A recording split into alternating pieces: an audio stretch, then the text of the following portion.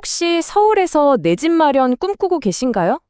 요즘 그 꿈이 점점 더 멀어지는 것 같죠? 정부가 대책을 내놨는데도 불구하고 서울 집값이 5년 만에 최고치를 찍었다고 하거든요.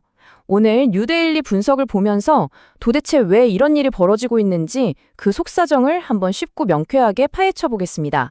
자, 바로 본론으로 들어가 볼게요. 이 헤드라인 좀 보세요. 정부가 부동산 대책을 내놨는데 헛발질을 했다. 그래서 서울 집값 상승률이 5년 만에 최고치다. 이게 지금 벌어지고 있는 상황을 딱 한 문장으로 보여주는 겁니다. 정말 아이러니하죠? 자, 그럼 대체 서울 집값이 얼마나 올랐길래 이렇게들 난리인지 그 심각성을 먼저 숫자로 한번 확인해 보시죠. 여기 보시면요. 12월 한 달 동안 서울 아파트 값이 무려 1.72%나 뛰었어요. 이게 그냥 오른 게 아니고요. 벌써 18개월 연속으로 오르고 있는 거고 그중에서도 5년 만에 가장 가파르게 가장 많이 오른 겁니다. 정말 무서운 속도예요.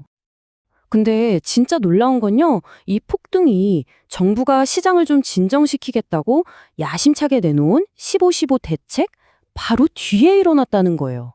와, 이건 뭐 불을 끄려다가 오히려 기름을 부은 꼴이 된 거죠. 과연 시장은 이걸 보고 어떻게 반응했을까요? 정부가 이렇게 규제를 딱 내놨을 때 시장은 어떻게 움직였을까요? 글쎄요, 결과는 정말 많은 사람들의 예상을 완전히 빗나갔습니다. 시장이 진정되기는커녕 오히려 이러다 영영 침 못 사는 거 아니야? 하는 불안감에 패닉바잉 현상까지 나타나면서 더 뜨겁게 달아올랐습니다. 특히 지금 보시는 것처럼 개발 호재가 있는 한강변 지역들이 엄청나게 올랐는데요. 동작구 같은 경우는 무려 7년 만에 최고 상승률을 찍을 정도였으니까요.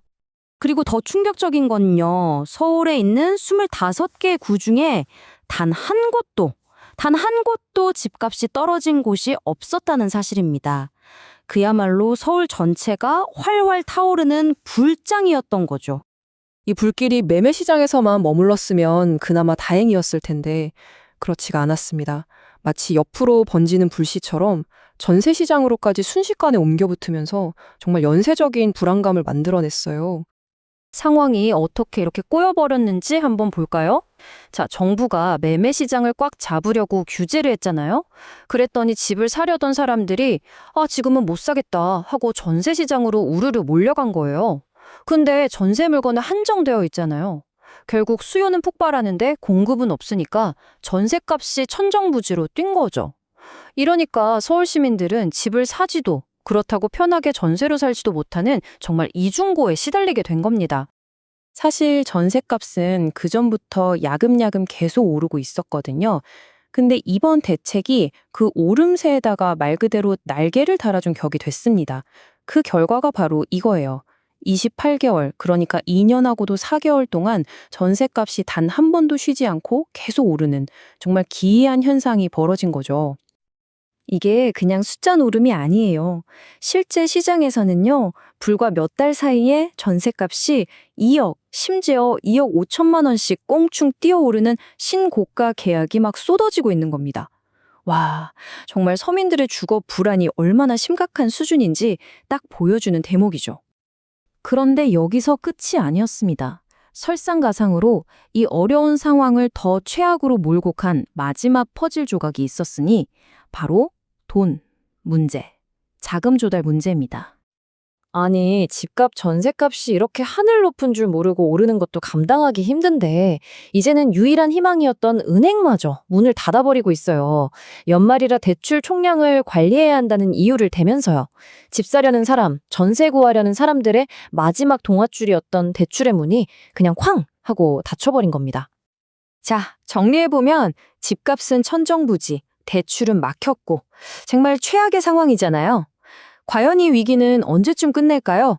앞으로 시장은 또 어떻게 흘러갈지 한번 전망을 살펴보겠습니다. 아마 내 집 마련을 생각하시는 분들이라면 이게 제일 궁금하실 거예요. 그래서 앞으로 어떻게 되는데 시장에 참여하고 있는 사람들은 과연 어떻게 생각하고 있을지 그 속마음을 한번 들여다보죠. 여기 주택가격 전망지수라는 게 있는데요. 간단히 말해서 100보다 높으면 앞으로 집값이 오를 거라고 생각하는 사람이 더 많다는 뜻이에요. 근데 보세요. 최근에 아주 살짝 떨어지긴 했지만 여전히 107.8, 100을 훌쩍 넘는 높은 수치죠. 이게 뭘 의미하겠어요? 시장에서는 집값은 앞으로도 계속 오를 거야 하는 심리가 여전히 아주 강하다는 뜻입니다. 결국 정부의 규제와 보이지 않는 시장의 힘이 팽팽하게 줄다리기를 하는 동안 우리 평범한 시민들의 내 집 마련이라는 꿈은 점점 더 아득해지고 있는 것 같습니다. 과연 이 혼란의 끝에서 우리는 어떤 현실을 마주하게 될까요? 오늘 이 분석이 지금의 상황을 이해하는데 조금이나마 도움이 되셨기를 바랍니다. 지금까지 들어주셔서 감사합니다.